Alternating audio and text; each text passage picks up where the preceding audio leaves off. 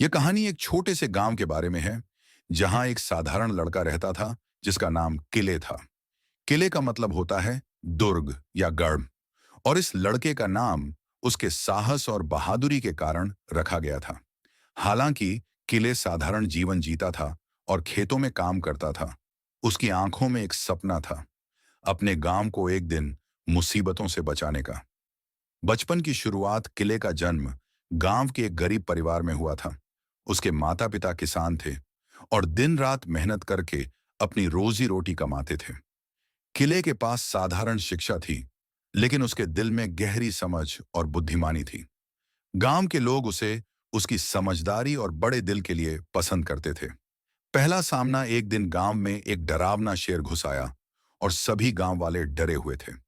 शेर ने गांव के कई जानवरों पर हमला किया और गांव वालों ने उसे भगाने की कोशिश की, पर सब असफल रहे। तब किले ने हिम्मत दिखाई। वह अपनी लकड़ी की तलवार और ढाल लेकर शेर के सामने खड़ा हो गया। उसके साहस और दृढ़ संकल्प ने शेर को पीछे हटने पर मजबूर कर दिया। यह घटना किले की वीरता की शुरुआत थी। राजा का बुलावा कुछ साल बाद किले की बहादुरी की चर्चा दूर दूर तक फैल गई। राजा को जब इसके बारे में पता चला, तो उन्होंने किले को अपने राज्य की सेना में शामिल होने का निमंत्रण दिया। किले ने राजा का निमंत्रण स्वीकार किया और सेना में शामिल हो गया। वह जल्दी ही अपने साहस और नेतृत्व कौशल के कारण सेना में एक प्रमुख योद्धा बन गया। महान युद्ध एक दिन राज्य पर एक शक्तिशाली दुश्मन ने हमला कर दिया। दुश्मन की सेना बहुत बड़ी और ताकतवर थी। राजा की सेना कमजोर पड़ रही थी और सभी को डर था कि राज्य हार जाएगा। तब किले ने नेतृत्व किया। उसने अपनी योजना और रणनीति से दुश्मन की सेना को मात दी।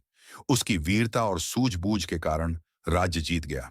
सम्मान और आदर युद्ध के बाद राजा ने किले को अपनी सेना का प्रमुख बना दिया और उसे राज्य का रक्षक का खिताब दिया। किले ने अपना बाकी जीवन राज्य की सेवा में बिताया, लेकिन उसने कभी भी अपनी विनम्रता और साधारण जीवन शैली नहीं छोड़ी।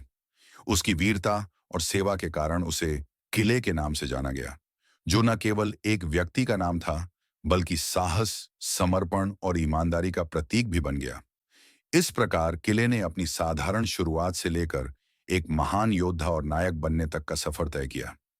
उसकी कहानी आज भी गांव और राज्य के लोग गर्व से सुनाते हैं।